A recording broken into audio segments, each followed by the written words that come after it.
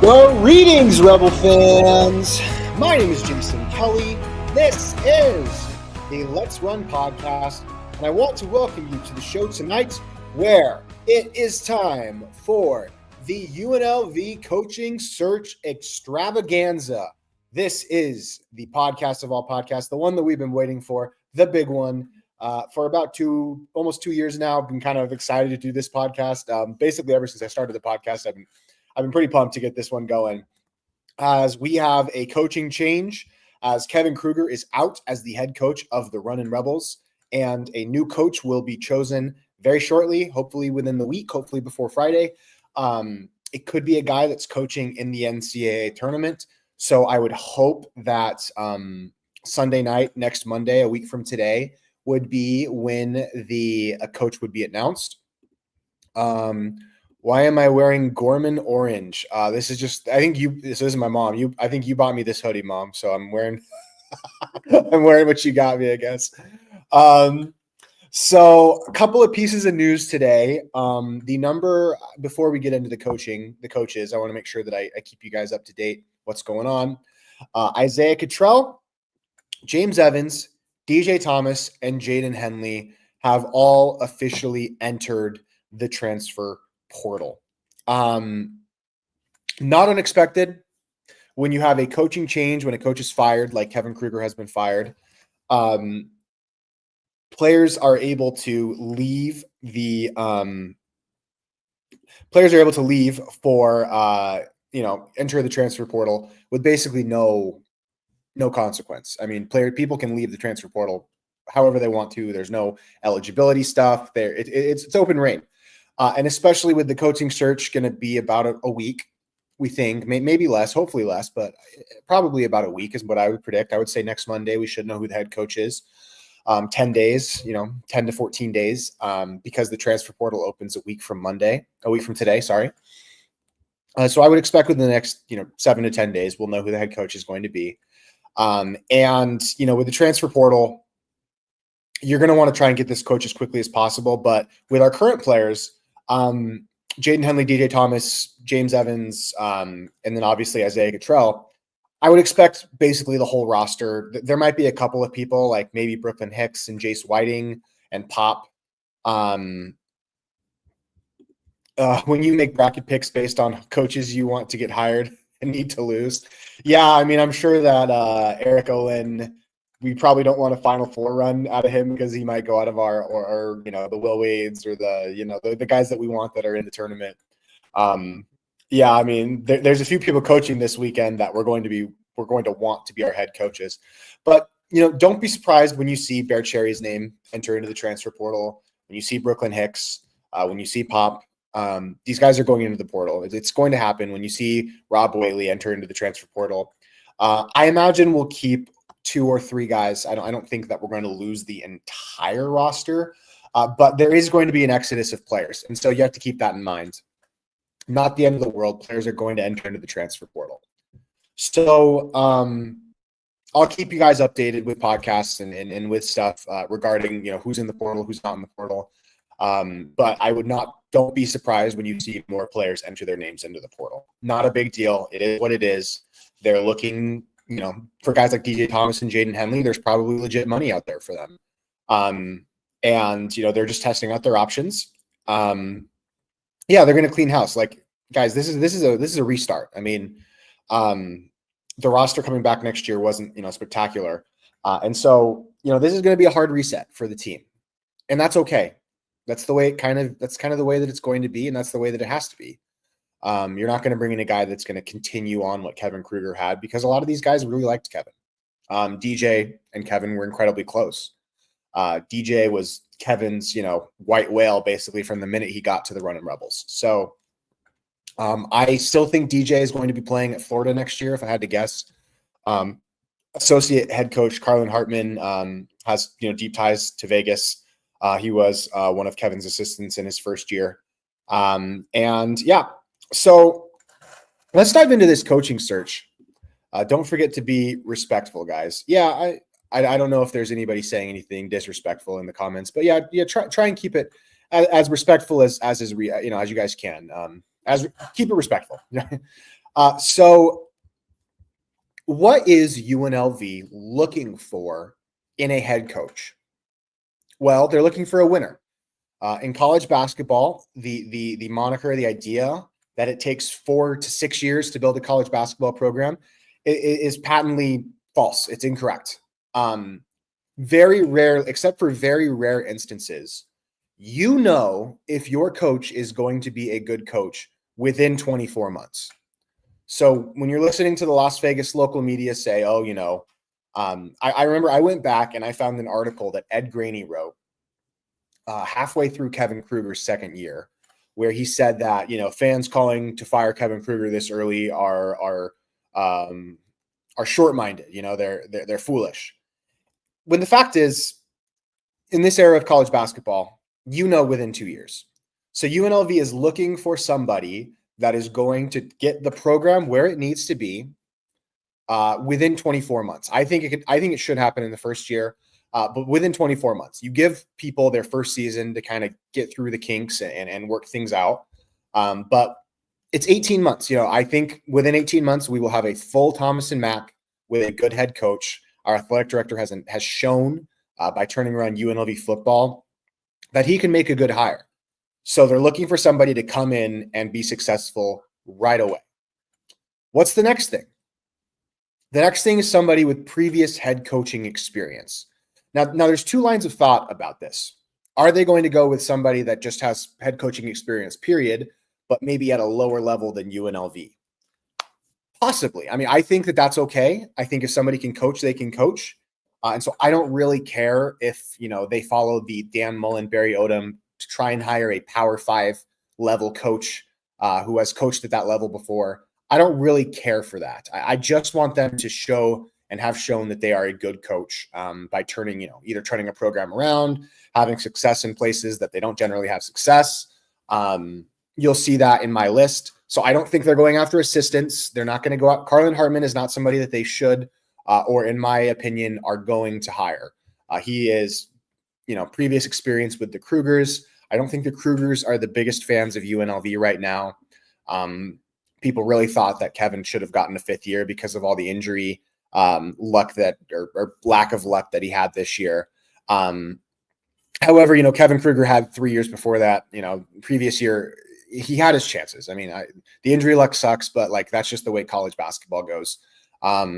Kevin had never shown that he was going to be an NCAA tournament head coach at UNLV. So he had to be let go.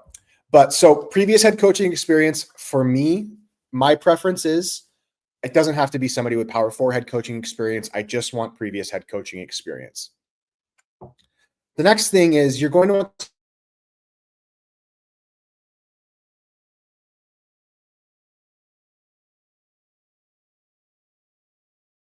sorry if I'm lagging out. I think a West Coast guy is probably slightly more likely than an East Coast guy.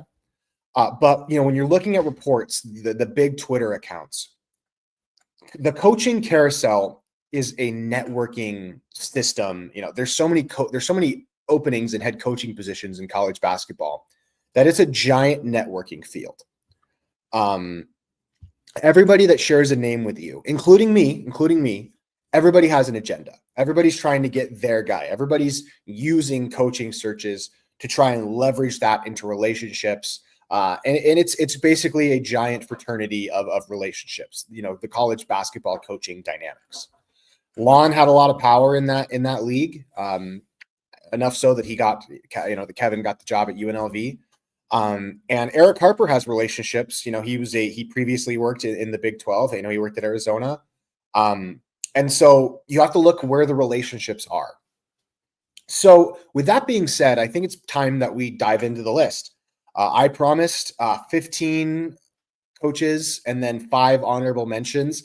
I ended up doing a little bit more than that in my research. And so we're going to dive into the list. I have it broken up into tiers. We're going to rank them. Within the tiers, you can kind of interchange people. It's kind of a tier list more than it is a ranking list. However, I still do have, a bottom option and a top option. And so let's share my screen and get rolling on this. Where is it at? Title document. Woo. So here are the tiers that I have. We have The pie in the sky, dream coaches tier. Like I said, because dreaming is free and reality is cruel. These guys are not coming to UNLV. In my opinion, there may be some people that would disagree with me on that.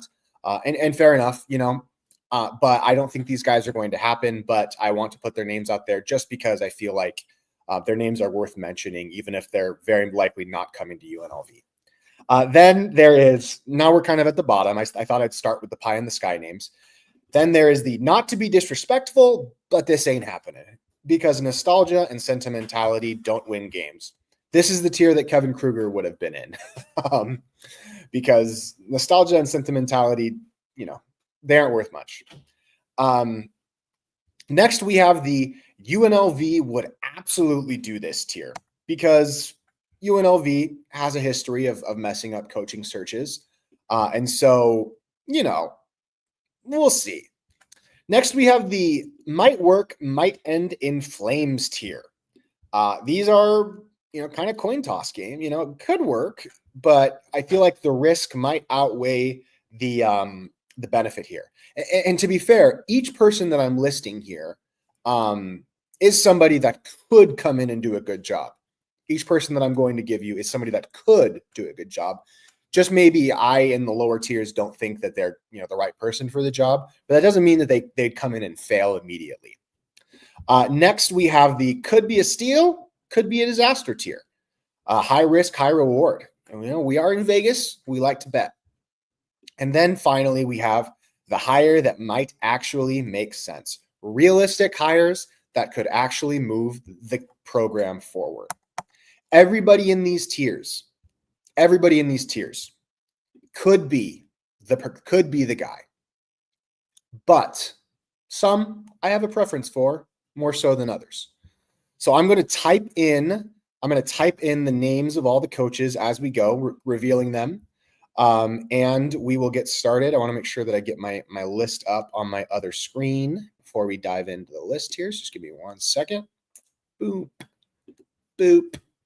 All right. So pie in the sky, dream coaches tier. Candidate number 1 in this category is Randy Bennett. Now, if you know who Randy Bennett is, he is currently the head coach at St. Mary's. Now, looking at St. Mary's, we're going to pull up St. Mary's here. And we're going to go to Randy Bennett, share this tab instead. So this is Randy Bennett's resume. He has made the NCAA tournament the last 3 seasons, did have a couple of down years, but that was close to COVID. A lot of programs were having down years. Has really in the last 7 or 8 years shown a knack for making the NCAA tournament. His teams are excellent defensive teams. He's a proven recruiter who makes it work with limited resources in a small school like St. Mary's. I don't think this name's going to happen, but this guy's a serious defensive coach. I think not going to the Pac-12 probably hurts our chances with this guy. But Randy Bennett's been at St. Mary's for a long time. If they have an early exit out of the NCAA tournament this year, I could absolutely see him being a little frustrated because he only is paid about $800,000 at St. Mary's. And so I don't really see this one happening, but, you have to put their name in there just because, again, it's a pie in the sky name, so that is Randy Bennett. Name number 2. Boop. Let's get here.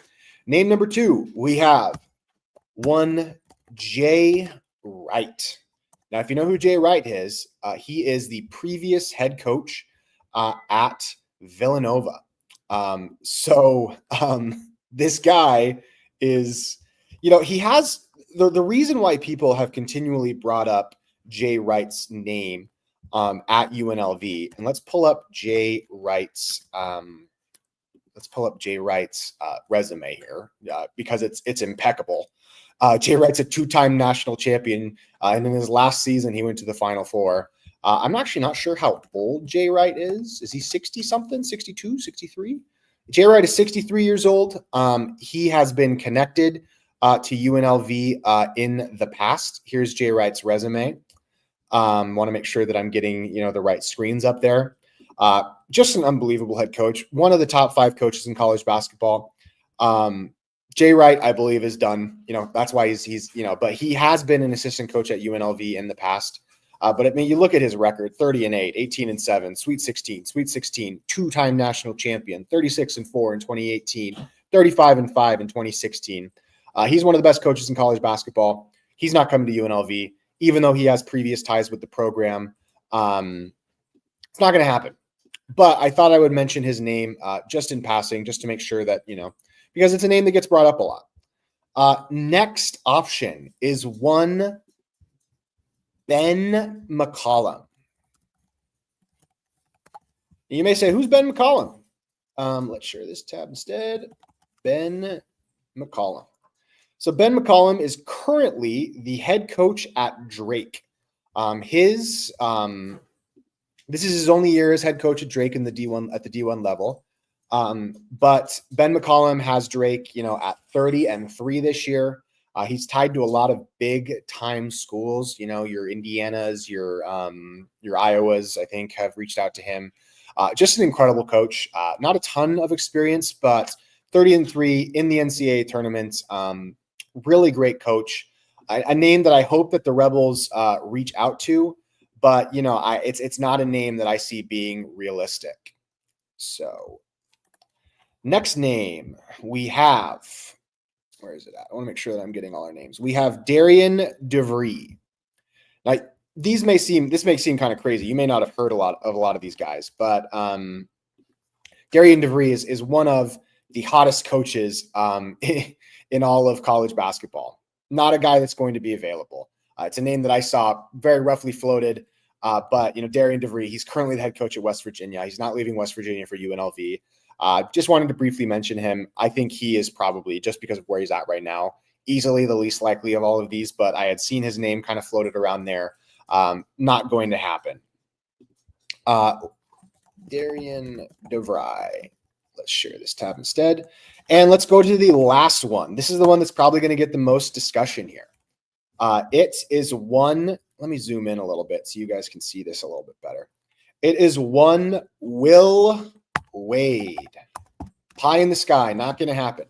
Now, there are people around UNLV sports that believe that Will Wade is a legitimate option. If you didn't know, Will Wade is currently, by all reports, and I'll go to his. This is Will Wade's coaching page. Will Wade, by all reports, is in contact with NC State, a school that just fired their coach, Kevin Keatts, who's actually a name we're going to get to a little bit later in this show. Will Wade, last year, he went 30-4. They ended up bowing out in the first round. This year, he has them at 27-6. At LSU, he made the NCAA tournament, including a Sweet 16 3 times, and would have made it 4 times if COVID hadn't gotten rid of the NCAA tournament that year. He was under NCAA sanctions. I believe I'm live still, right, guys? If you mind putting in the chat that I'm still live, I think that I'm still going. I want to make sure. I just had a message pop up on my screen, and I want to make sure that I'm not live anymore. But Will Wade is an absolutely fantastic coach. The controversies that Will Wade, thank you, Martin, thank you, Mike, and Jeff. Will Wade, the controversies that followed Will Wade in the past, he's the hottest name in college basketball right now. I think if we would have fired Kevin last year, we might have had a chance at Will Wade. There are schools in the Power Four that look at Will Wade's, and if you didn't know, he was embroiled in a scandal where he was paying players at LSU, and he ended up getting NCAA sanctions because of that. And, it's a name that's not impossible, but in my view, Will Wade is a guy that will, he might look at UNLV, but in my view, he would leverage UNLV to be paid more by a Power Four school. And despite, people's insistence that he is a realistic option for UNLV, I just can't see him not taking, like if I were Indiana, I would hire Will Wade. I think he's that good of a coach. If Eric Harper were to pull off the Will Wade hire, I would say that that's the greatest achievement of Eric Harper's career. Better than Dan Mullen, better than hiring Barry Odom and turning around UNLV football. I'm telling you guys, this Will Wade dude, if you start hearing noise that he's a real option for UNLV, UNLV is doing unbelievably well. But there's a reason why I have Will Wade, despite his incredible resume, as a pie in the sky option. So those are the pie in the sky options. Let's dive into a couple of people that I know will want to be mentioned. And I don't bring them up to be disrespectful to them. The first is Stacey Augmon. I don't think that, Stacey Augmon only has 1 year as a head coach. And he was an assistant under Dave Rice. He is a UNLV legend, but Stacey Augmon, hiring him would feel a lot like hiring Kevin Kruger. I want Stacey Augmon to be around the program. I want him to be present. I want him to be respected. I know that he does technically have a little bit of head coaching experience in a professional league across the sea, but I don't see it. I don't think that he's the guy, despite being an all-time UNLV legend. Another name that I don't think is going to happen, and this I only bring up Lindy because she was brought up by Mike Ramala in the Las Vegas Sun. Lindy LaRocque is not going to be the UNLV men's basketball coach. Women's basketball and men's basketball, they're two different spheres. You have to have built-in relationships. And I actually think X's and O's wise, Lindy could do a pretty decent job coaching the men's team. But there are recruiting relationships that you have to have. It's not a serious suggestion. There are scheduling things you have to have. There are so many things that when you're not a part of this world, you just don't have access to. So under no circumstances is she a viable option. But I want to be respectful to her and the incredible achievements of her career. I think UNLV is in danger of losing Lindy. And it's not a good idea to be the first, to be a school that does this. I don't think it would give the program any credibility at all. And you were better off keeping Kevin Kruger than hiring Lindy. And that, nothing disrespectful about Lindy, but I cannot see it. A couple of guys that, I also don't see. I don't see UNLV going, and I guess here's where I will bring up their names. I already mentioned him, but Carlin Hartman. Carlin Hartman's not an option. He's got previous relationships with the Krugers. He's an assistant coach, and I believe that we want to go after somebody with previous head coaching experience. Penny, sorry, my dog is barking. And I don't believe that the school will go after him. Another guy that I don't see the school going after, again, just because they want previous guys with previous head coaching experience, is a guy named Kamani Young. If you didn't know about Kamani Young, he is one of the associate head coach at UConn. Really good coach. I actually agree with you that Lindy's a very good X's and O's coach, but she's not a serious candidate. And it's not because she's not good at coaching basketball. It's because there's so many other things that go into coaching a team that you can't you can't do that. You can't hire somebody that has 0 years of experience with collegiate men's basketball. Who's she going to recruit? Who's she going to get to be her assistants? It's not something I don't want to be disrespectful to her, but we have Augmon as the name, the best name I've listed so far. Yeah, he's going to Iowa. You're right about that. I think you're talking about McCollum, right? Yes, he's going to Iowa. Yeah, no thank you to Carlin Hartman. Don't think he's a real option. I don't think UNLV is going after assistant coaches. Another name that I had brought to my attention, one moment, want to make sure that I'm getting them all. One moment, sorry. Okay. Jason Hart, again, another guy that, he's got some NBA ties.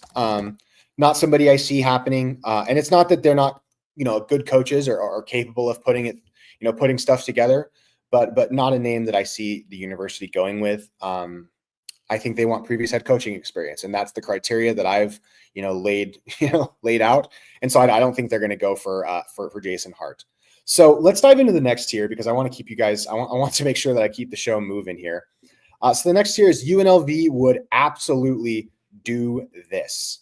So name number one in the UNLV would absolutely do this tier.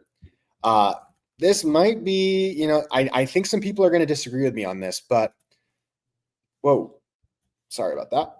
Looks like name number one in this tier.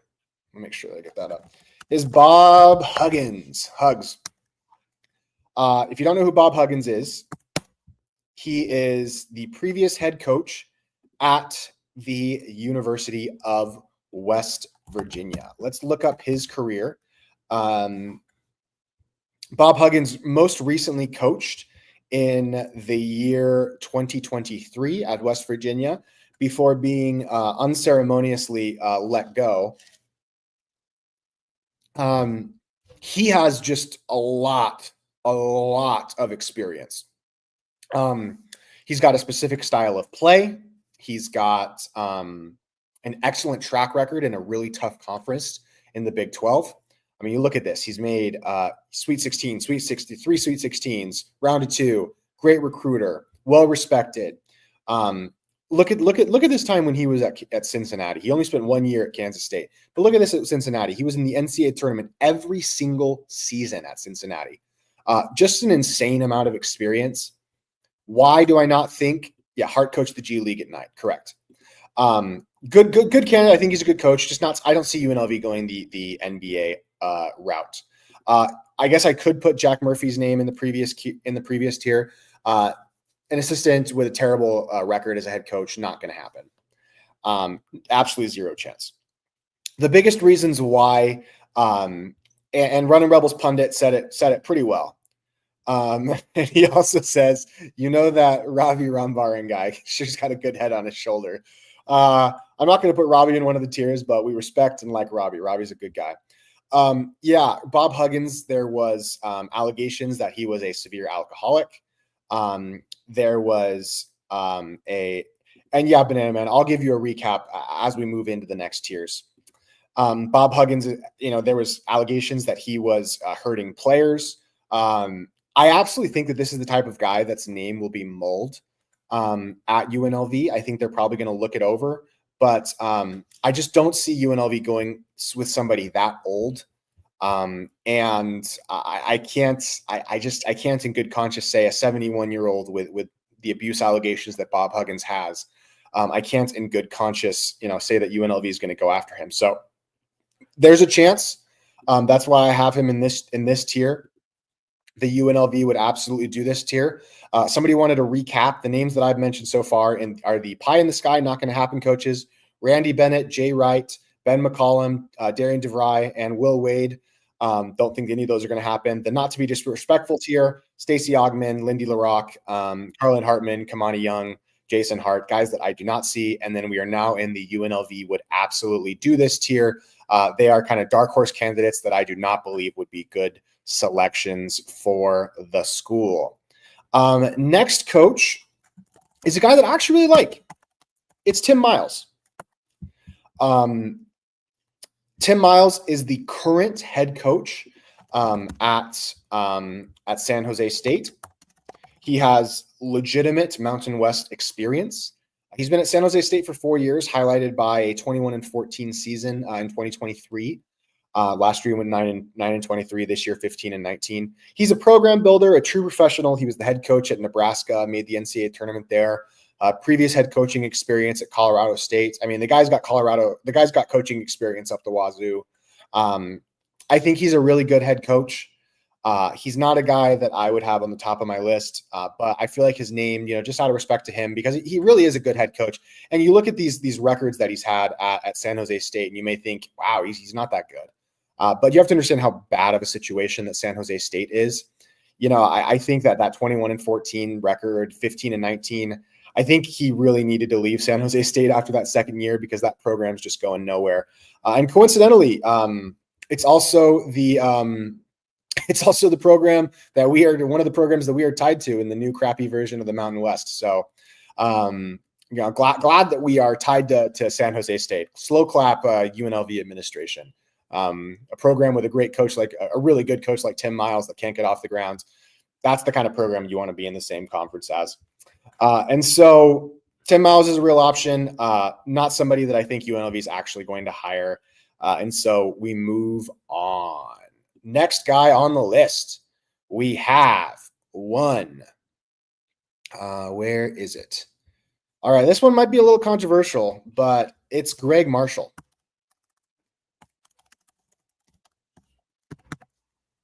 So Greg Marshall, I think, is just a little too close to his previous controversies. He's in his mid 60s now. Let's pull up his coaching resume. And by the way, just because I have somebody in this tier does not mean that I think that they are not capable of being a good head coach. I absolutely think that that Greg Marshall is an incredible head coach, but he's not a guy that I see UNLV going with. You look at Greg Marshall's resume. He made the NCAA tournament a whole bunch, including a Final Four, a Sweet 16, where his team went a round 2, where his team was a 1 seed and went 35-1, with their only loss coming in the NCAA tournament. Ultimately, Greg Marshall was unceremoniously let go at Wichita State because kind of similar to Bob Huggins, a little bit of abuse allegations. I think Greg Marshall's a really good head coach, a really, really, really good head coach. But I think he's been out of the game a little too long. You see his last season based on his resume is 2020. And I think his time just kind of came to an end in college basketball. Once we got, wait, one sec. True story. We once got Tim Miles to tweet at us from a locker room at halftime. That's amazing. Tim Miles is a smart guy. Tim Miles could have UNLV do pretty good pretty soon. But I just don't see the school going with that. But Greg Marshall, really good head coach, too much baggage, has been out of the game a little bit too long, and just not the kind of guy that I would like to see the university go with. Next head coach that we're looking at is somebody else with a little bit of legacy, with a little bit of connections to UNLV. Share this tab instead. Sorry, I'm flipping through tabs like crazy. It's Todd Simon. Now, you might say, oh, I remember Todd Simon. He was the head coach, the interim coach at UNLV in the 2015-16 season after we did Dave Rice really dirty. Todd Simon left, he was basically getting a tryout because Todd Simon has connections with Findlay Prep. But he has deep ties to Vegas. He's already been the interim head coach at UNLV, and he is currently at Bowling Green. He did pretty good at SUU. That's a very difficult job. And he had 3 20-win seasons back to back to back. In fact, moving to Bowling Green seems kind of like an odd career move for him. He's a guy that's known as a very good recruiter, and a solid head coach, with legit ties and experience. But, he really needed to kind of blow up one of these programs. And probably his chances were better at doing that at Bowling Green than at SUU. But he's a guy with legitimate Las Vegas connections. He's a guy that I think deserves to be mentioned, even if I don't necessarily think that he's the greatest fit. I don't think UNLV is going to go for a guy like that. I really like him. I think he's a great coach. But and this is another point with Greg Marshall. I want to make sure that I stay on topic with each guy. But Marshall's baggage is Marshall's baggage is better than Huggins. But Greg Marshall's been out of the game since before NIL came into play. So again, that's why I think Greg Marshall is out. But Todd Simon's a really good guy. He's a guy with legit experience, legit Las Vegas ties. But I thought Simon should have gotten a chance when Rice was let go. Yeah, I think Simon probably would have been a better head coach than Marvin Menzies, but he took the SUU job, and more power to him. I think he's a good guy, but if he was going to blow up in college basketball, he probably would have had to have done it at one of these 2 jobs. And so Todd Simon, while I really like Todd Simon, I think he's a good guy. I think he's a great assistant coach. I just don't think his, this year at Bowling Green, they went 14-18. I don't see it. I don't see it with him. And I can't in good conscience keep him in that same tier. Let's go over the next guy on my list. This guy might surprise you a little bit. But let me get it all set up. Where is it at? Where's that? Kind of another same on the retread tier is a guy named Mike Bray. So Mike Bray, if you're unaware, was the previous head coach at, sorry, it takes a little bit to get all this set up, so I appreciate your guys' patience here. Mike Bray was the previous head coach at Notre Dame. I don't think Mike Bray is a good option. He's a little bit older. He was at Notre Dame for a long time, which is not really a school that invests a lot into its basketball program. Mike Bray is 65 years old. He's a bit of a retread head coach. You know, you look at some of these names like your Bob Huggins, even your Tim Miles, Greg Marshall, and you see previous head coaches with kind of Power 4 type experience, not necessarily in the case of Greg Marshall, but I think that Mike Bray is a little too old. Looking at his resume, he did about as well as you could expect at Notre Dame, including 2 back-to-back Elite 8 seasons, a round 2 in 2017, and then he was let go after a really bad 11-21 season in the ACC. He's a good coach, but at 65 years old, I think that Reno hater, big Mike Bray guy here. Yeah, I don't see it with Mike Bray. I looked into his teams. Don't like their style of play. I have not looked at Kermit Davis. You know, I've tried to look at as many names as I can, but I'm going to try and keep on point. Maybe I'll bring up him at the end, but I'll write his name down, Kermit Davis. But you know, I just think that he's too old. At 65 years old, I get that he has a lot of experience, but just not really my guy. I think he's a good head coach, but too old. Time has passed him by. And Mike Bray, for that reason, is not going to be one of the people that I am going after. Reno hater, you might not like this next option either. It is one Mark Turgeon. I felt very similarly about Mark Turgeon as I did about Mike Bray. I believe Mark Turgeon is a little bit younger than Mike Bray. But again, he's 60 years old. I think he's a little old. He had pretty good success at Maryland. You know, he made a couple of Sweet 16s. He was a pretty good head coach at Texas A&M. He was the guy before Greg Marshall took over the spot at Wichita State. I mean, he's got a ton of head coaching experience. He did pretty well at Maryland before being let go, kind of probably unfairly, to be honest with you. Again, I think he's a little too old. I think time has passed him by. He hasn't coached since 2021. Just not a guy that I want to see on UNLV's big board. You know, I don't like him that much, to be honest with you guys. So I think that's it for that tier. So I think it's time to move on to the next tier. The next tier is might work, might end in flames. The first name on this tier is somebody that, from my understanding, has been a target of UNLV basketball. This person, I believe, has a legitimate chance at being the next head coach of the Runnin' Rebels. And hey, it might work, but it might end up in flames too. His name is one Tom Crean. Now, you look at Tom Crean, and you might think this is a lot like Dan Mullen, you know, previous guy that had serious success at a Power 4 school, a really good Power 4 school at Indiana. Let's pull up Tom Crean's resume here. But I think that this is the wrong direction for UNLV. So Tom Crean started out his career at Marquette, was a great coach at Marquette. In fact, in 2003, Tom Crean took Marquette to the Final Four. He then moved on to Indiana, and he revived Indiana, you know, got as close to reviving Indiana to its previous glory as any guy has really ever come at that school. Famously, in the 2012 season, He was the head coach when North Carolina hit that, when Indiana hit that incredible buzzer beater versus North Carolina. Took them to a pair of 3 Sweet 16s, including, just had serious success at Indiana, but was ultimately let go because that school has really high standards, which fair enough. It kind of should. They're kind of similar to UNLV, honestly, in a sense.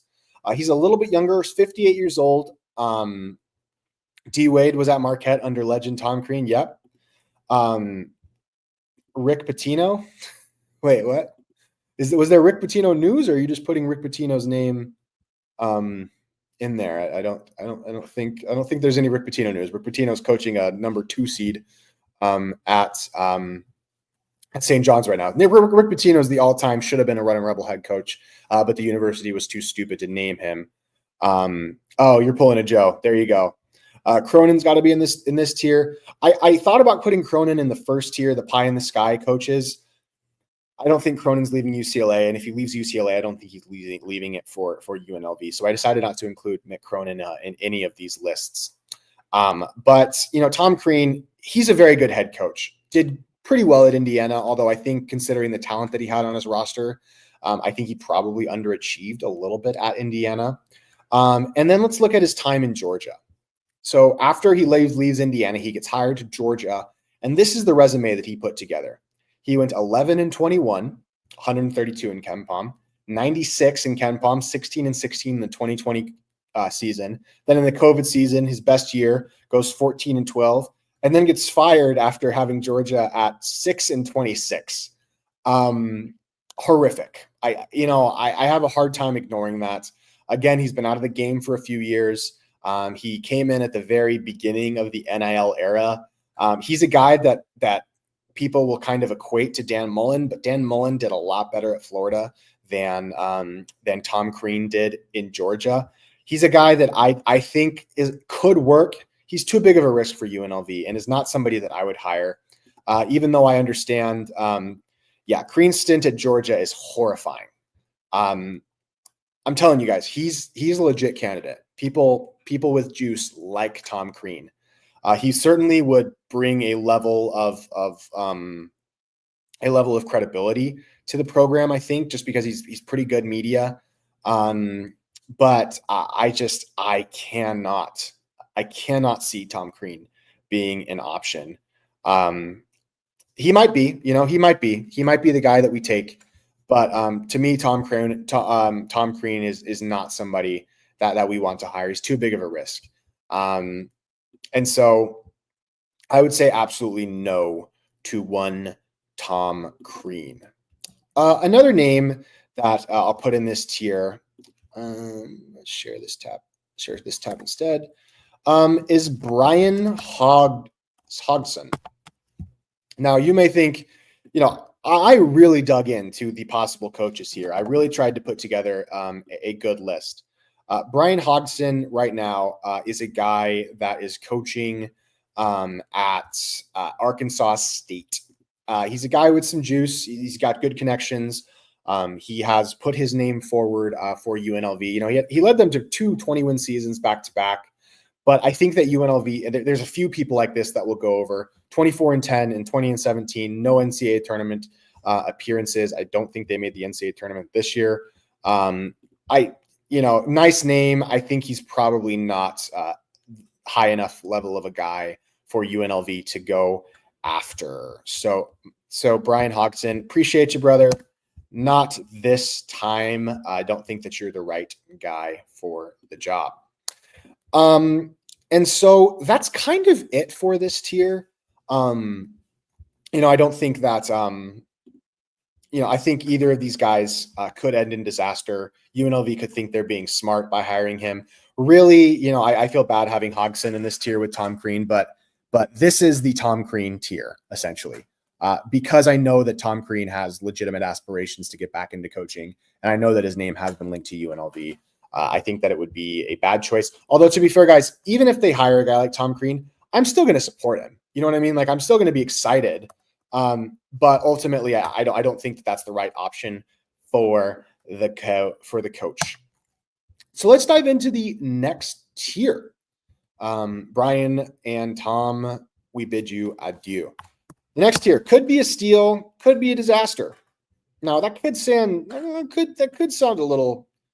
I think that these coaches, they could not work out as well. This is, kind of like Kevin or kind of like Marvin Menzies. You could think you're getting kind of a bargain deal with these guys, but ultimately, I think the risk might be a little too much to take on with these guys. So the first guy that I wanted to talk about in this part of the list is one Alan Huss. Who's Alan Huss? Who is Alan Huss? So Alan Huss is currently the head coach at High Point. High Point's kind of a small school, but they haven't been D1 for that long. His first season, 27-9, didn't make the NCAA tournament. Could have made the NCAA tournament, but really solid. And this season, 29-5. I think that this type of coach probably is a little below what UNLV should be going for. Did make the NCAA tournament this year, but Alan Huss, he's a very good coach. You look at High Point this year, they didn't beat anybody, but they did end the season on like a 14-game win streak. But they do play in a horrific conference, the Big South.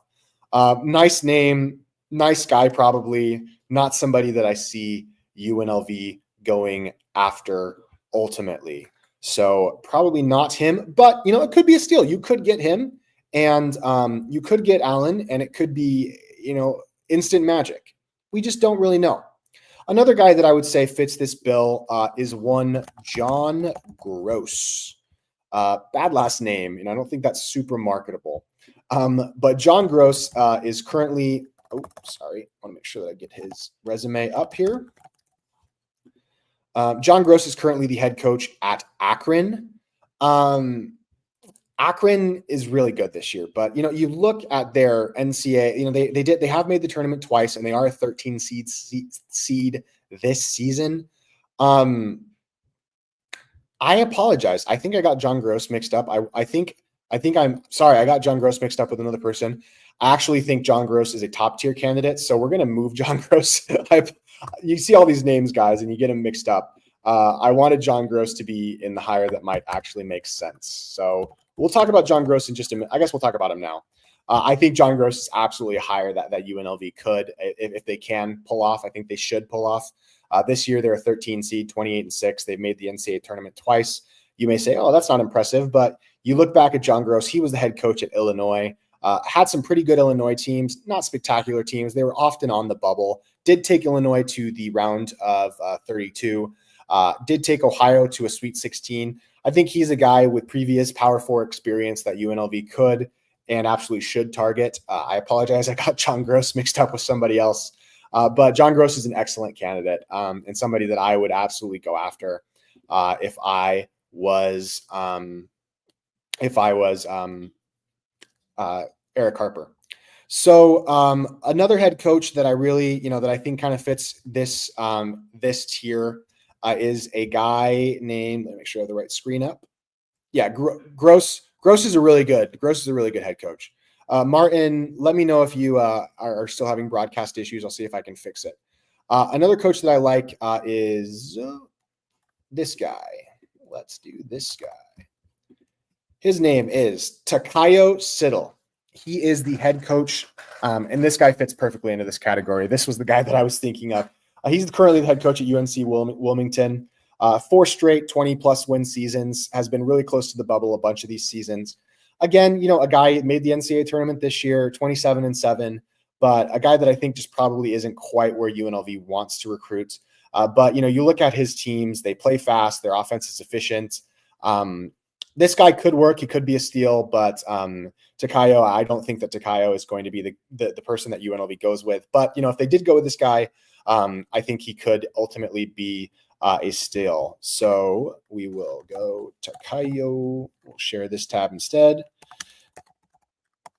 Another guy that we'll talk about right now is Bob Ritchie. So Bob Ritchie. Sorry, guys, you keep keeping track of all the tabs and making sure that my screen's showing the right thing. I gotta make sure that I'm right here. Bob Ritchie. So Bob Ritchie, who's Bob Ritchie? He is the current head coach at Furman. Furman's a really good team. You know, they play kind of a balanced style. You know, I think that he's a good coach. He's made the NCAA tournament once there. He has, you know, a 28-8 season where he did get an upset game in the NCAA tournament in 2023. You know, a bunch of 21 seasons. Good head coach. You know, UNLV could absolutely hire this guy and it could be a steal and work out great, but ultimately he's just not the guy that I see the Runnin' Rebels going with. But not an awful option by any means, Mr. Bob Ritchie. So let's move on to the next head coach. I mean, there's just so many names here, guys. You guys are gonna, you know, hopefully you can keep track of these names, and you know, I will share this little list that I created on Twitter after the end of the broadcast. Next guy I wanted to talk about. This guy's somebody that I probably a little more so than other people have thought about. It's Mitch Henderson. You may not know who Mitch Henderson is, but he's actually a guy that the Runnin' Rebels have previous experience with.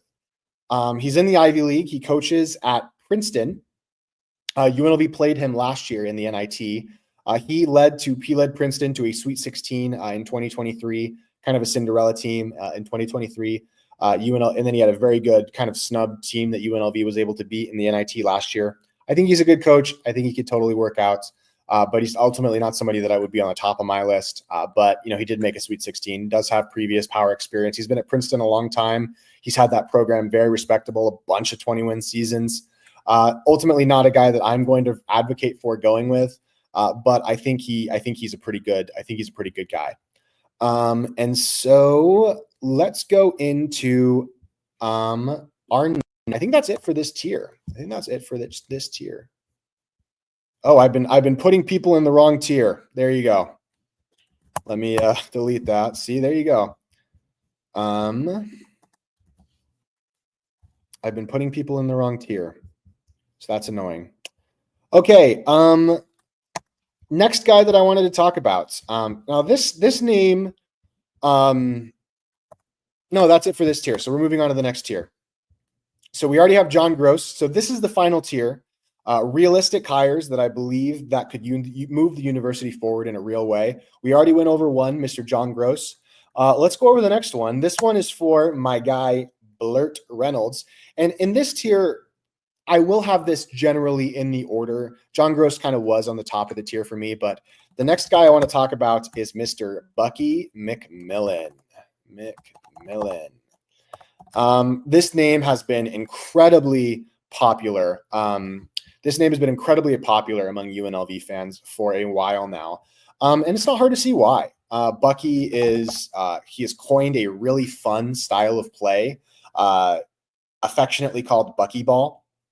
This is another name alongside Tom Crean where I think that UNLV has legitimate interest in this guy. And I think there's people not from within UNLV that are reporting that I think this guy has interest in coming to UNLV as well. You look over his resume, he's been at Samford for 5 seasons. He did make the NCAA tournament last year as a 13 seed, going 29-6. This season, they came up a little bit short, losing to Furman, who's, again, a pretty solid program, in the Southern Conference tournament. This guy is electric. He is a personality. He has all of the personality in the world. He plays a fun, fast style of play. Look at this tempo, 25th in the country in tempo, 15.7 seconds per possession. You know, really good effective field goal percentage. His teams shoot the heck out of the ball, 37% as a team from the field. His teams are efficient. They play fun basketball, and he, as a personality, is electric. Here comes all the guys. Bucky. This guy is a fan favorite. People love Bucky McMillan. He is a character. He would instantly bring charisma and personality to the program in a way that we have not had. We would be able to say things like Bucky Ball. We would have brand. We would have a leader that we could be confident in. We want Bucky to piss off Don. this guy would score like 100 points a game. Like not 100 points a game, but like look at some of these point totals. They scored 100, like 4 times this year? I mean, this guy would put the run-in Run-In Rebels, as Hey Rep says. Bucky Ball plus the Run-In Rebels equals euphoria. Bucky might revive the students. Yeah, I don't know how there are teams faster than Bucky, but I think there's 17 teams faster than him.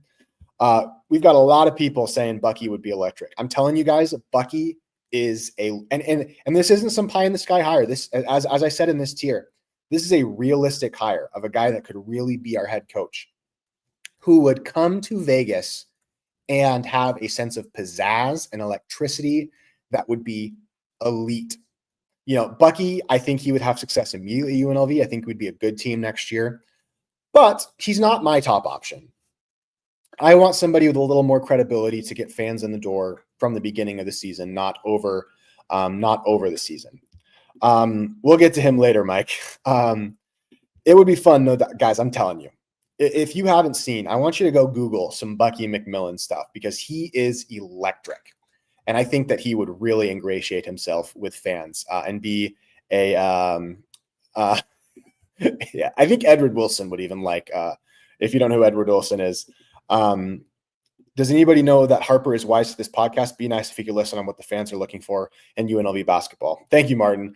I don't think Harper's listening to this podcast because what you have to understand is like people are reaching out to him. He's sifting through candidates. Harper's got a lot of guys he's talking to.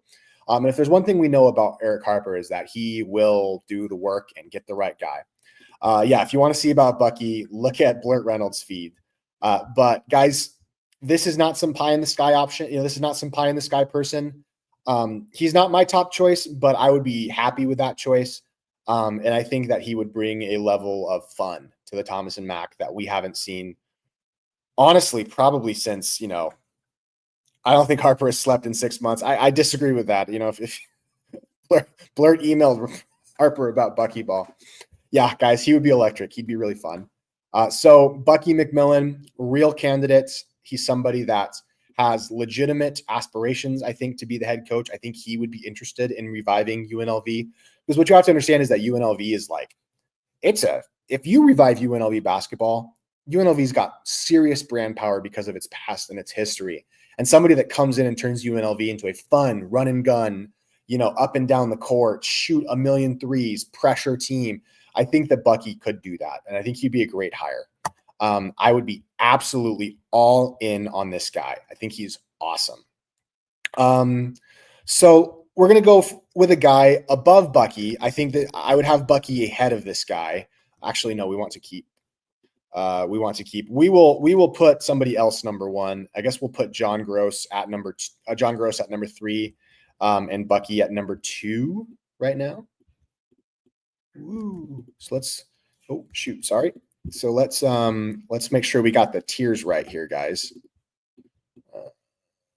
Bucky's probably in my top 5, but he's not my number 1. You guys will see my number 1. And so next guy I wanted to talk about is a guy that I know may bring the ire of UNLV fans. They may not like this hire. So I may go on a soapbox here because I think this guy's a really good coach and somebody that I think could be a very good Run-In Rebels head coach. Not on the top of my list, I guess. I mean, I'd put him at like number 4, but I think he's a very realistic hire who would have interest in the job, previous Mountain West experience, previous Power 4 experience, and it's Craig Smith. I know I'm going to get a lot of no, we don't want Craig Smith. I think that this guy's a really good head coach. Craig Smith at Utah State University went to 3 straight NCAA tournaments. I know that it says he didn't go in 2020, but that was the COVID year. They won the Mountain West tournament that year. He had previous success at South Dakota. He comes from the Utah coaching tree. Guys, this guy can flat out coach. The University of Utah is not the brand. They're not investing into basketball in Utah. I don't think Craig Smith was set up for success there. He's a very good head coach who probably, last year, I think the 2024 season probably should have made the NCAA tournaments. But this guy knows how to win. He's a good X's and O's coach.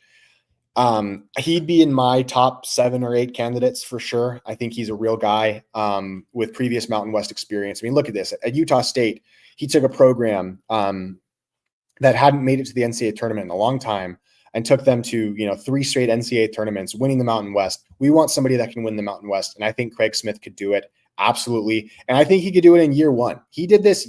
He won the Mountain West in year 1 in with 28. Did he win the Mountain West in year 1? Yes, he did. He won the Mountain West in year 1. And I think he could do the same at UNLV. He's a very good head coach. You look at his teams, generally pretty solid on offense and defense. He's a balanced coach, guy that I would absolutely love to have at UNLV, a guy that I know that we could hire that would have legitimate interest in the job. And yeah, I like him a lot. We'll see if the university goes my way, but I think he would be a very good hire. Another guy that I wanted to talk about is Mr. Kevin Keats. You may say, Kevin Keats, who's that? Do you guys remember the player for NC State last year, the big guy? Yeah, Kevin Keats was his head coach. Kevin Keats, in the last 12 months, has made a Final Four.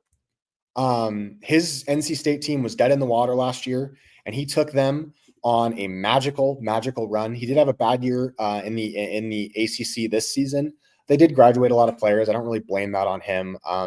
But he's a guy that has legitimate NCAA experience. He's been to the NCAA tournament a bunch of times. He's been to the NCAA tournament 1, 2, 3, 4, 5 times in the last 10 years.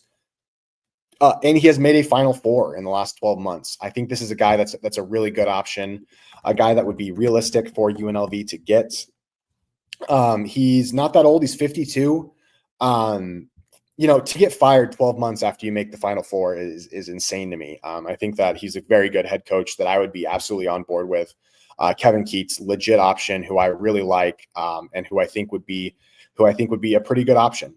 Another coach that I have to bring up, just because his name has kind of always been tied to UNLV, is a guy named Joe Pasternak. I think that's how you spell his name. We're going to find out in a second. But Joe Pasternak is a guy with a lot of credibility and a great reputation in the Southwest. If you don't know who Joe Pasternak is, he is currently the head coach at UC Santa Barbara. He has been tied to the UNLV job. I apologize. I need to get a drink. I can't believe how long we've been talking already. He's been tied to the UNLV job a bunch of times. You look at his time at UC Santa Barbara, a couple of trips to the NCAA tournaments, a bunch of 20-win seasons. He's a guy with real credibility. I don't think he would excite the fan base, but I think he would bring UNLV to a pretty respectable level. I think he's a real option. In retrospect, I think I probably would have him in the tier above this tier. So maybe we'll move him actually, just because I actually don't think that he's quite as good as these other candidates. We move him in the in this tier. I think he's a good coach. I really do. Joe Pasternak is a really good guy with deep roots, with serious credibility, who would lend a level of just, I guess credibility is the right word. Lend a level of credibility to the program. I think he's a great coach. I think he's done very well at UC Santa Barbara. That's never a program that you like to play. But I wouldn't have him in this tier with these guys. A few more people to go down to before we get to my number one, which you guys probably already all know my number one, but I feel like I gotta build some suspense here. Another guy that I really like is one Russell Turner. So Russell Turner, outstanding head coach. He's currently the head coach at UC Irvine. In fact, he and my number one choice were recently playing in the championship of the Big West. This year they went 28-6. I think they were a snub for the NCAA tournament. Their KenPom rankings in advanced analytics weren't that great, but you watch a Russell Turner team, and the guy just knows how to coach. He's a consummate professional. He gets the most out of his rosters. You may look at this resume and think that it's not that much, but I promise you, this guy knows what he's doing. And UC Irvine is not a program with a ton going for it, but Russell Turner is just, he's just kind of like somebody that if he became the head coach at UNLV, all of Southern California, I think would take notice. I think he's an outstanding head coach. And Russell Turner is awesome. And I think he would make a good head coach. And I think that's why he's fitting in this category.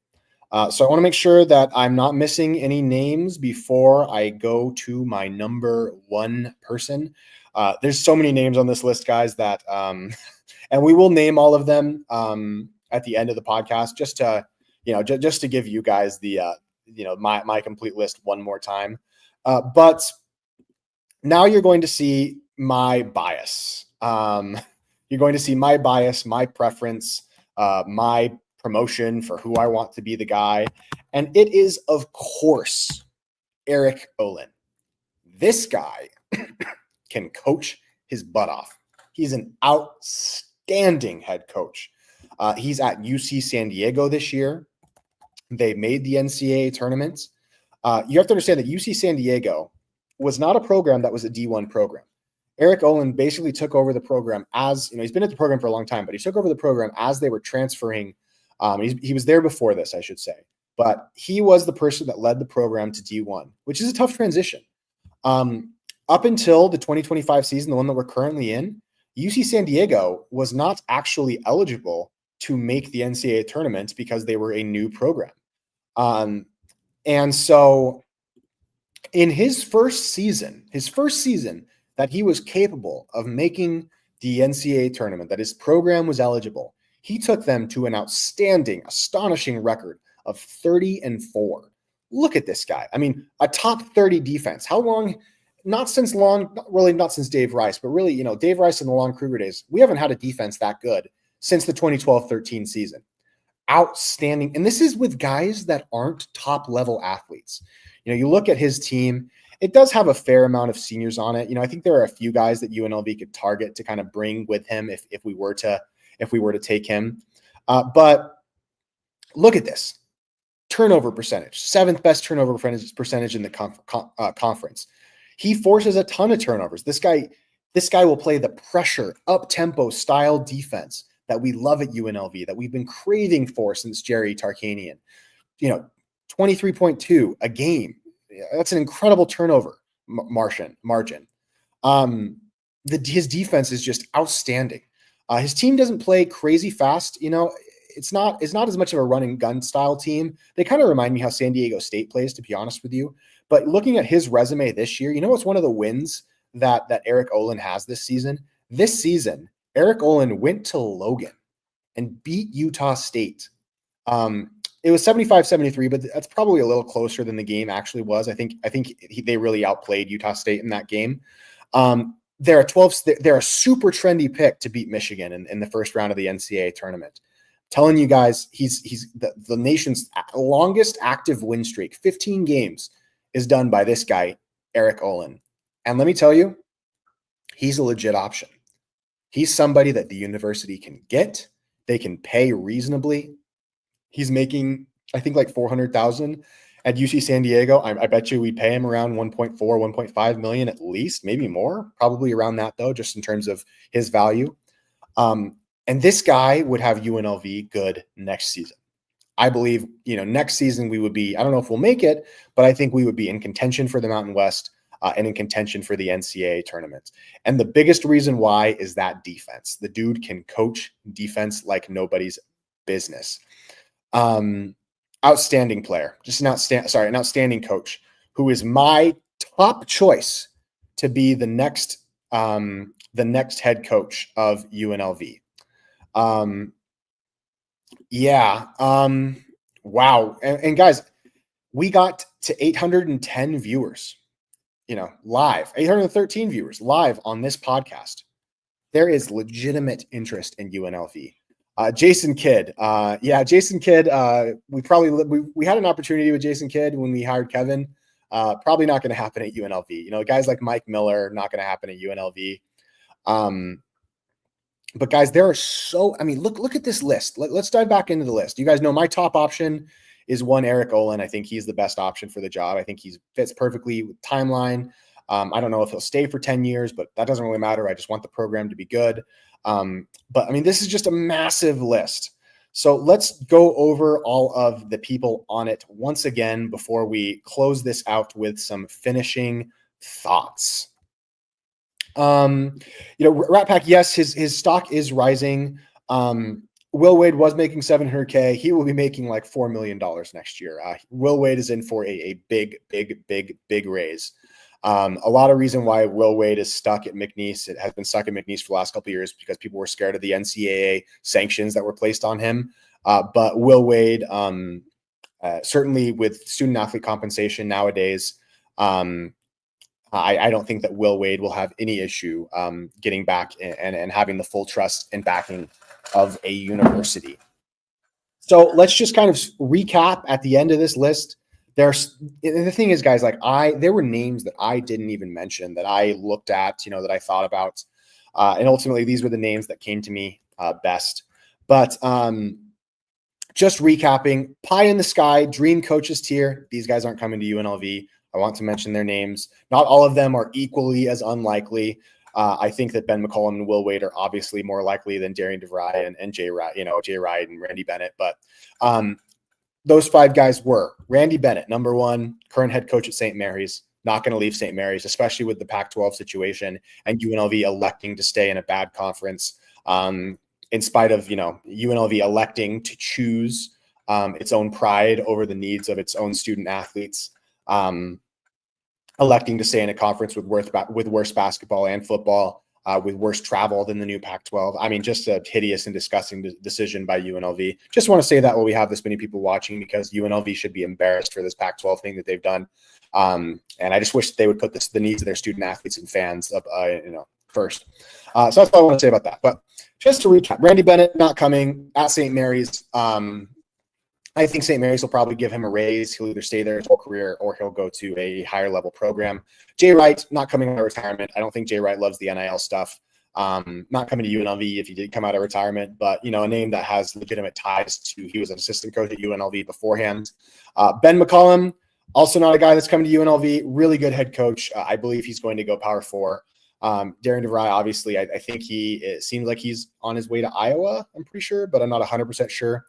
Will Wade already has direct ties to the NC State head coaching job, will not be coming to UNLV, but there are people who believe that UNLV has a chance with him.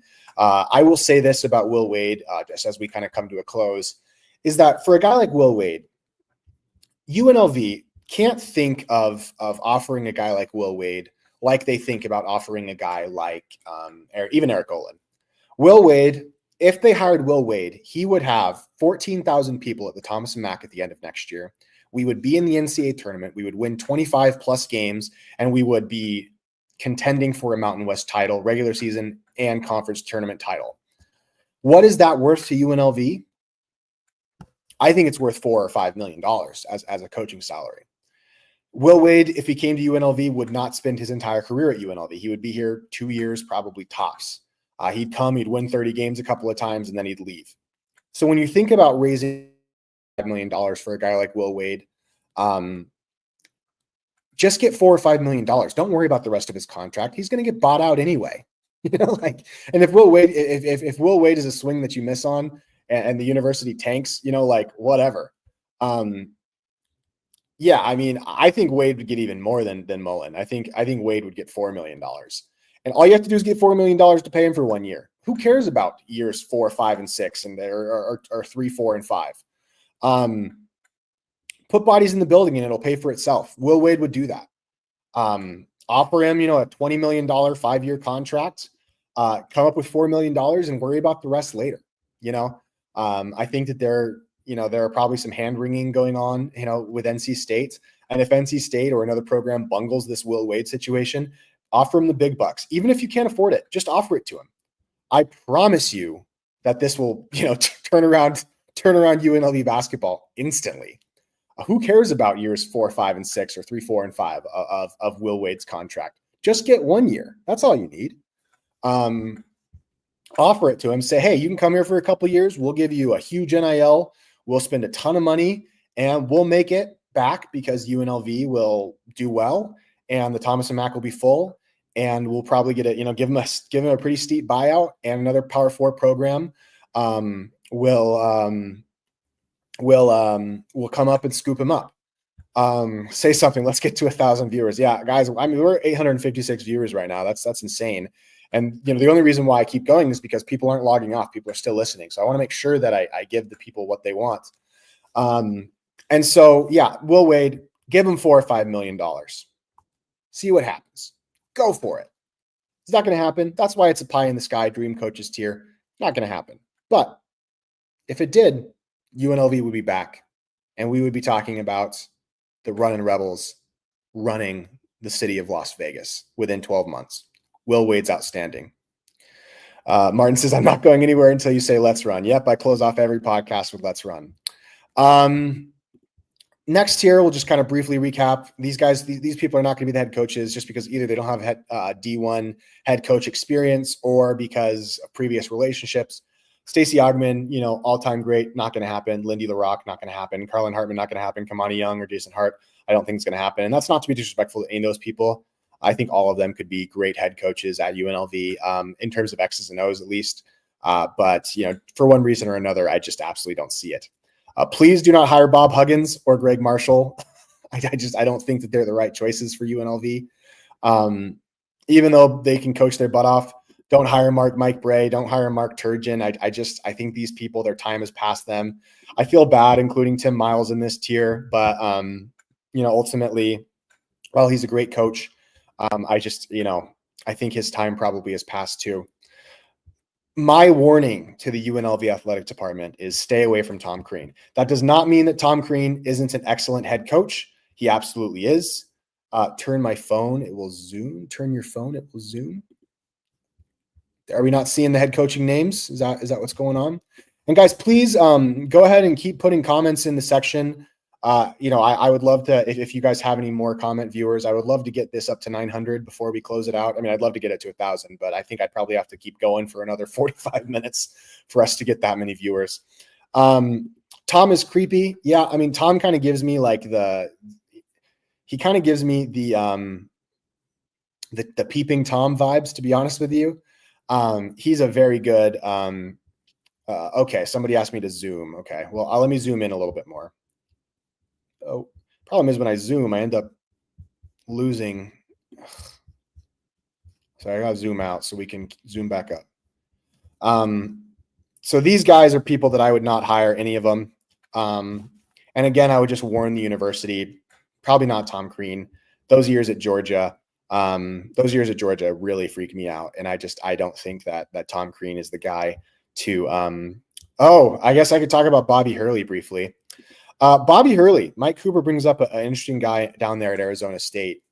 Bobby Hurley is a guy that UNLV would never hire. First of all, because I believe that he is set at returning at Arizona State. He's a guy that's had, I guess we could pull up Bobby Hurley's coaching resume. I want to see how many viewers we can get to this. So I'm going to keep going, guys. I appreciate you guys staying on.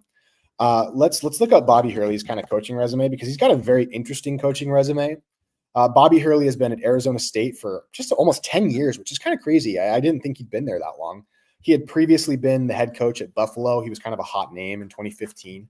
Arizona State, not the greatest basketball history, but he did make 3 straight NCAA tournaments through 2018 to 2020. Then he had a couple of down years again. I look at Bobby Hurley and I just see kind of a guy that runs really hot and cold. So there are many reasons coaching wise why I would never want, to hire a guy like Bobby Hurley. I mean, look at him in the Big 12 this year, just a horrific season, only 2 wins. I'm sure West Virginia hates the fact that they lost to Bobby Hurley. But the biggest reason why I would say that Bobby Hurley has even if Bobby Hurley had been fired, there's a big reason why Bobby Hurley would never be the head coach of the Runnin' Rebels. And it's right here. Let's share this tab. You guys see it? Those four letters are why Bobby Hurley would never be the head coach at UNLV. When I was growing up, when I was in my, early teens or, 9, 10 years old, the biggest rival of UNLV in UNLV fans' mind, because it was still, not that far away from when they had, won the national championship, was Duke. Bobby Hurley as a Duke point guard and as part of the reason that UNLV didn't repeat as national champions in the 91-92 season he will never be the head coach at UNLV, and it would be a disgrace. I would rather hire Steve Alford. I would rather hire somebody from Reno than hire Bobby Hurley. Not a big fan of Bobby. I don't think he's that good of a coach. And of course, he went to Dookie, the putrid, awful school that UNLV was in really intense fights with in the 90s. So Bobby Hurley, not an option, not somebody that I would be interested in having join the Runnin' Rebels. We were raised to hate Duke at UNLV. Yeah, he's returning. Jason, give us your top 3 of who I think will get the job. I appreciate you guys asking questions. I want to keep this going because I kind of want to I want to see if we can get to 1,000 viewers live. I mean, that'd be awesome. So who are my top 3 people that I think would get the job? The 3 people that I think would get the job, the top 3. I guess we'll go back to the Kelly classroom here, the Let's Run classroom here. And we'll move away from my preferences and we'll talk about who I think are the 3 most likely.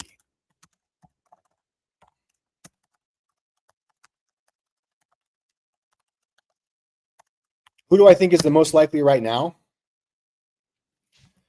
So guys, what you have to understand is that my podcast, I am not an insider. I purposefully keep myself at a distance from the school. I like to be able to criticize the coaches and the players pretty harshly.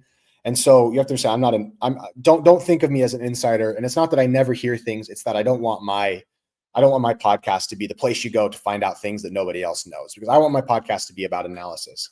But if I had to give my top 3 options right now, I actually think the school probably agrees with me. I think the top option is Eric Olin. And it's not just because he's a great coach. It's not just because he won the Big West tournament and is in the NCAA tournament. But I think Eric Olin's a real option because I think other people in college basketball want to see Eric, other powerful people want to see Eric be a legitimate option at UNLV. So I think that Eric Olin is a real option. The next option that I would say is the second option. Oh yeah, and I'll keep answering all your guys. I'm going to keep answering your guys' questions till we get to 1,000 viewers. We're going to keep going until we get to 1,000. Another question, I guess I'll just say this: if we do in fact lose Didon, do you think that will set the program back? No, I don't. And it's not that DJ Thomas isn't an incredible player. DJ Thomas is an outstanding player. He's awesome. I love DJ, and I love what he's represented for the program. There are so many names up here, guys, that there's so many names that I missed, or so many comments that I missed, because not all the comments pop up in order. Let me see. Doug Gottlieb. I guess I'll say him too. Doug Gottlieb is a guy that has tried to get the UNLV job like 8 or 9 times. I mean, this guy has always been, because he comes from the Colin Cowherd tree. And Colin Cowherd, if you don't know who he is, he's a big TV personality. He covered UNLV in the Tark days in Las Vegas. So Doug Gottlieb is in absolutely not. And actually, I think I mean a little bit of disrespect when I say he should come nowhere near the UNLV job. Don't like Doug Gottlieb. I think he's a decent radio host and a bad head coach, and absolutely not. So Phil Jackson, I think Phil Jackson is 80 years old, so probably not Phil Jackson. Probably not. We got a bunch of Josh Pastner. That's an interesting name. I guess we could say him. I want to make sure that I'm seeing your guys' comments. I didn't put Josh Pastner in my list, but he's a real guy. Let's share this tab instead. Josh Pastner, if you're not aware, was previously the head coach. I think he's the one who replaced Coach Calipari at Memphis. He took Memphis to a bunch of NCAA tournaments and ended up taking the job at Georgia Tech. Pastner doesn't move me. I think he's okay. But Pastner's not the kind of guy that I would hire. He was the head coach at Georgia Tech for a long time before being fired. In those last 2 years, 15 and 18, 12 and 20, I think sometimes coaches just kind of, they kind of wear out their welcome in college basketball. And so Pastner is not a guy that I would go for at all. Although I do think he's a talented guy. I mean, I don't think he's a terrible coach. How old is Josh Pastner? And we're going until we get to 1,000, folks. He's only 47. I thought he was older than that. But yeah, I mean, he's an okay coach. not who I would hire, not on the top of my list, not somebody that I wanted to have on my bingo card. Here's another name that gets brought up sometimes. What about Richard Pitino? 0% chance of Pitino. I think Pitino has his eyes set on a Power Four program. I think he's an East Coast guy. I think that Pitino is going to end up back there. I don't know which school is going to hire Pitino, but from what I can tell, he seems to be ending his time at New Mexico very shortly. Pitino is a very good head coach. I think he's a little more flash than substance, which is fine. I mean, I think he would have been he was hired at the same time as Kevin Kruger. And so there we go. Let's keep moving. Guys. I want to make sure that I'm not missing any comments here. I hate how they come in out of Dan Hurley. Pitino to Villanova. I don't think the Pitino quite has the juice to get to. I don't think everybody quite has the juice to get to Villanova. I think Villanova is probably going to go with somebody with a little bit more pizzazz. I mean, if Richard Pitino took New Mexico to the Final Four this season, I think you could see. Villanova go after him, but I don't see Richard Pitino taking it to. I don't think he has the juice. So I guess I'll go back to this question. If we do lose D-Don, does it set the program back? Well, it sets the program back a little bit. And I think that, if you didn't see, DJ made a post today, a heart emoji with him in UNLV, in his UNLV jersey. And DJ Thomas, we're at 9:30, guys, 70 more viewers. Let's get to 1,000. Come on. DJ Thomas made a goodbye post to UNLV today, and I think that regardless of whether Kevin Kruger was retained, DJ Thomas was going to be leaving UNLV this season. I think DJ Thomas needs to go make a bag, go get money. I don't think DJ Thomas is a pro. And so, DJ, I would just say to DJ, thank you so much for what you did for the city. I think you're going to make a great point guard at a legitimate Power 5 school. I think you're going to be awesome. I love DJ. I think he's an awesome player. And God bless the DJ, because I know he really wanted it. DJ wanted to be the person to bring UNLV back to complete relevance. And he didn't. Do I think it sets back the program a little bit? Do I think there's a coach that UNLV could hire that could retain DJ Thomas? Actually, I don't. I think DJ was gone no matter what happened this season. I think Florida's the place for DJ. I think that's where he's going to end up. He was really young. You have to understand, DJ was really young when he came out of high school. He was, 18, not even 18 years old when he enrolled at UNLV. And so he graduated high school a year early. And DJ, I think this was kind of the extension of his high school years. So DJ's gone. And bless you, DJ. Appreciate you, man. I think you're awesome. A great coach. Frank Martin got extended at UMass. I don't know. See, I think Frank Martin would have been a really good option. I didn't know he got extended at UMass. I'm surprised because I know that UMass kind of has a bit of a tortured history. But Frank Martin is did they really extend Frank Martin at UMass? I'm surprised because he just went 12-20 this season. I'm surprised they extended him. I think he would have been an awesome coach. He did take South Carolina to a Final Four in 2017. He's kind of known as, he was at Kansas State before that. He's kind of known as a really hard-nosed, really defensive head coach. I would have liked that option, but with him being extended at UMass, I don't see it. But again, you look at it, he kind of had a flash in the pan year at South Carolina, and then the rest of his seasons were pretty mediocre. So maybe not the greatest option. Yeah, the ship has sailed now. There were so many good people that we could have hired when we hired Kevin Kruger. And so many people that we didn't, and I feel bad about that. And so we're gonna keep going until we finish it out. Yeah, I mean, we're gonna keep going until we hit 1,000 folks, and then we're gonna end it. Let's go. Where else are we looking at, guys? What else are we looking at? So Kevin Kruger is a good guy. I do kind of want to speak about him a little bit, what his future is. Kevin might take a year off before he moves on to another coach, another coaching position. But I assume a Power 5 school that Lon has connections with will probably scoop up Kevin. In fact, I wouldn't be surprised to see Kevin go to Florida and be an assistant coach, with, especially if Carlin Hartman does get a head coaching position. I wouldn't be surprised to see Kevin Kruger end up at a school like Florida. He's a great coach. He's a great assistant coach. I don't think he's a great coach. But ultimately Kevin just didn't work out. A couple more names. We have John Welch and Brian Keefe. These are guys I didn't have on my list, but I don't know as much about them. Let's see. Are these guys assistant coaches? Brian Keefe, John Welch. I don't know them. I don't know them. Are they assistant coaches? Because I actually don't know who these guys are. It shows there's so many people in college basketball that that it's hard to keep track of everything. Oh, he was the associate head coach at Fresno State. I don't think he was assistant coach for the Clippers. Yeah, I don't think he's going to be an option.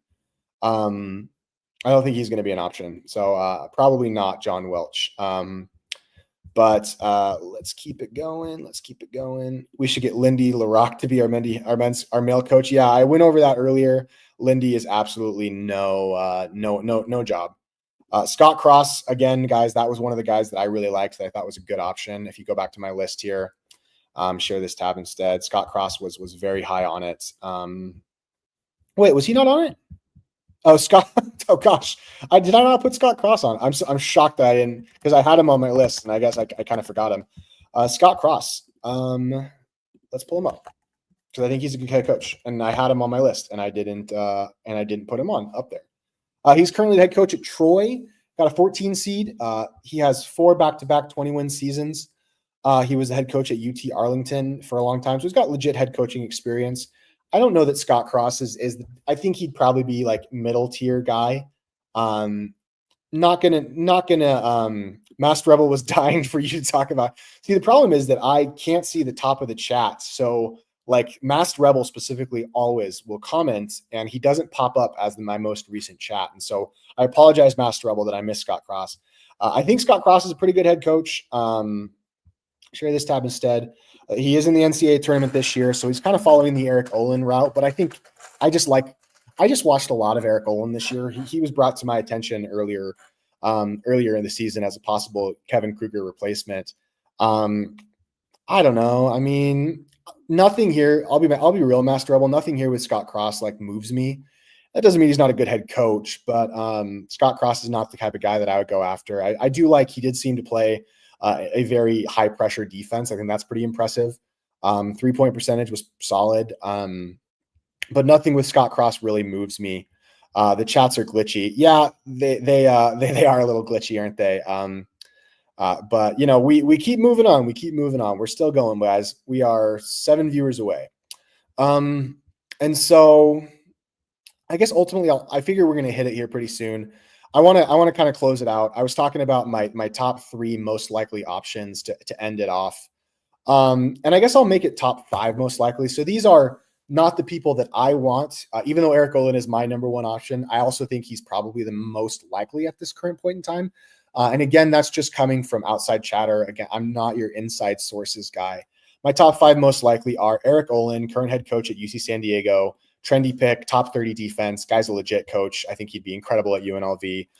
My second option, actually, as of right now, is Bucky McMillan. I think Bucky's got a real chance to be our next head coach. Much to the happiness of all UNLV fans that would instantly embrace Bucky. Bucky's introductory press conference would be absolutely legendary, and I think there's a real chance. Number 3, I think, is Tom Crean. There are people that like Tom Crean that think he follows the Eric Harper formula of hires. And, I think he's got a real chance to be the guy. To be honest with you, I think he really could end up being the guy. And I think I'll actually end at 4 because I just want to speak on people that I have heard. So I want to make sure that I'm not just picking my favorites. This is another person that his name has been legitimately floated around the UNLV athletic department. And it's Craig Smith. I think these are your top 4 most likely guys. The flashiest of these names is probably Tom Crean, although I think in about a week the whole world is going to be in love with Eric Olin. Tom Crean's probably the flashiest name of all of these, and you have to understand that Eric Harper. And by the way, folks, we hit 1,000. Beautiful. That's my first time ever getting a number like that on this podcast. So thank you so much for jumping on. 1,000 plus people watching the Let's Run podcast. There's legitimate interest in UNLV basketball, and I'm really happy about that. But yeah, that's the top 4, guys. I think that's the top 4. So I said top 5 most likely. Eric Olin, Bucky McMillan, Tom Crean, Craig Smith. That's my top 4 most likely list right now, just because I've heard their name associated with it. And I guess if I wanted to go 5th most likely, I would probably say Russell Turner, again, just because the Southwest connection is there. And this might be the time that Russell Turner, I think that one of these guys, unless it's Eric Olin or, one of these Russell Turner guys would have to probably connect with UNLV boosters to make that happen.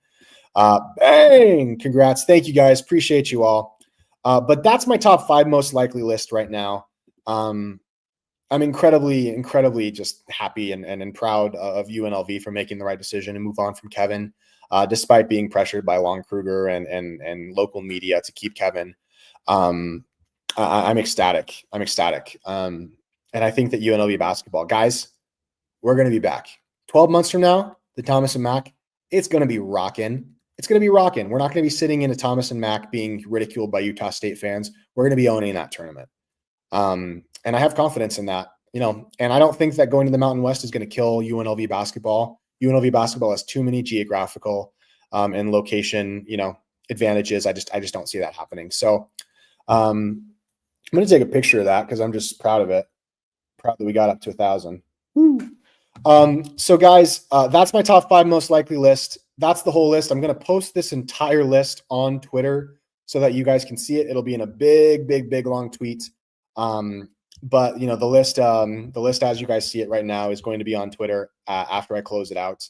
But I want to thank you guys for checking out the Let's Run podcast. I think that UNLV fans are the greatest. They're the best fan base.